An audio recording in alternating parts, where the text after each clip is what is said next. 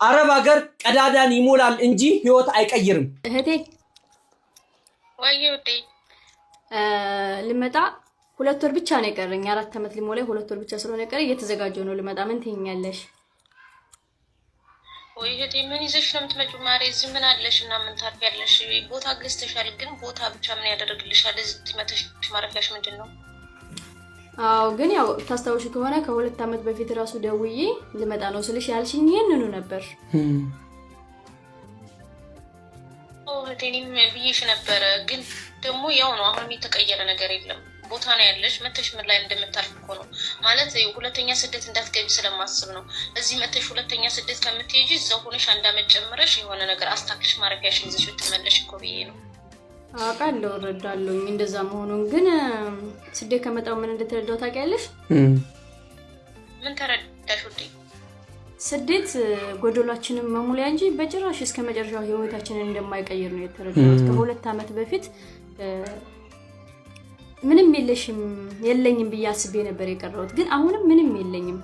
በቃ ባለኝ ነገር መጥቻ ሀገሬ ላይ መለወጥ ነው አሁን ማስበው እንጂ በጭራሽ መልሼ እንደገና 2 አመት ወይም 3 አመት የመጨመር አቅም የለኝም። እድሜ እየሄደ ነው፣ ልጅነቴ በዛ ላይ ደግሞ እየተከፈለ እስር ቤት በየስደት ነው መቼም ታውቂዋለሽ። አንቺ አልነግርሽም። አዎ ዳቀዋለሁ። እሱማ ልክ ነሽ እኮ ውዴ፣ ሰው ሀገር በጣም ከባድ ነው። ግን በቃ እንደዛ ከሆነ በቃ እኔ ያው ማረፊያ እዚህ ጋር የሆነ ነገር አመቻችተሽ እንድትመጪ ነው፣ ሁለተኛ ስደት እንዳትገቢ ስላሰብኩ ነው።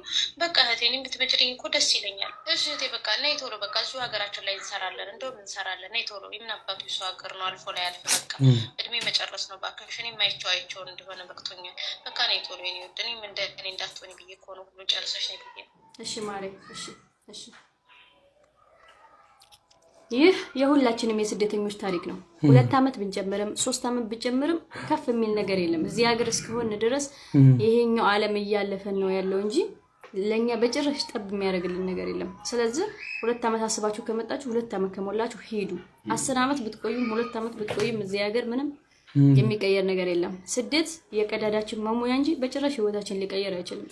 ተሰደን የሚመስለን እዚህ ጋር ብሩን ስናየው መኪና መንገዛ፣ ቤት መንገዛ፣ የተለያየ ነገር የምንገዛ ይመስለናል። ግን ደግሞ ምንም እንደማንገዛ የምናውቀው እዛ ከሄድን በኋላ ነው። በጣም ከ190% አረብ ሀገር ቆይተው የሄዱ እህቶቻችን አሁን በድህነትና ከማንበት ዝቅ ብለው ነው የሚኖሩት። ግን 11 አመት 10 አመት ግማሽ የወጣትነት ዘመናቸውን እዚህ ሀገር ነው ያሳለፉት ማለት ነው። ስለዚህ ከነሱ በመማር እድሜያችንን ባንጨርስና ያለችን ነገር ይዘን ሀገራችን ላይ ብንሰራ ባይነኝ። ይሄ የኔ አስተሳሰብ ነው። ድራማ ቢሆንም የኔ ትክክለኛ ህይወት ባይሆንም ግን የሁሉም ሰው ትክክለኛ ህይወት ስለሆነ እባካችሁ እህቶች እድሜያችሁ ላይ ተጨርሱ። ለማይለወጥ ነገር ያላችሁን ነገር ይዛችሁ ወደ ሀገራችሁ ገብታችሁ እንደ ሀገራችሁ ሰው ብትኖሩ ብዬ እመክራችኋለሁ። ወዳችኋለሁ። ይሄንን ቪዲዮ የምሰራላችሁ እዚህ ሆናችሁ ገና ለመሄድ የተዘጋጃችሁ እንዲሁም ሄዳችሁ እዛ እየሰራችሁ ለምትገኙ እህት ወንድሞቼ ናችሁ። ብዙውን ጊዜ የምንወዳቸው እህቶቻችን በአረብማ ከሆኑ በውጭው ዓለም የሚኖሩ ቤተሰቦቻችን አብዛኛውን እድሜያቸውን ገና የሄዱበትን 1 2 3 አመትን እዚህ ላለው ቤተሰብ ነው የሚሆኑት። ቤት በመግዛት ልብስ በመግዛት ስልክ በመግዛት እድሜያቸውን የለፉበትን ገንዘባቸውን ያባክናሉ። ከዛ በኋላ ሳያስቡት የኮንትራክታቸው ጊዜን ያልቅና ድጋሚ ሌላ ኮንትራት ይፈርማሉ።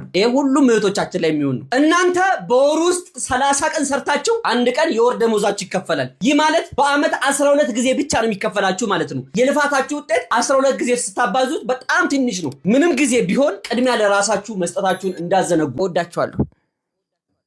ላይክ አድርጉ።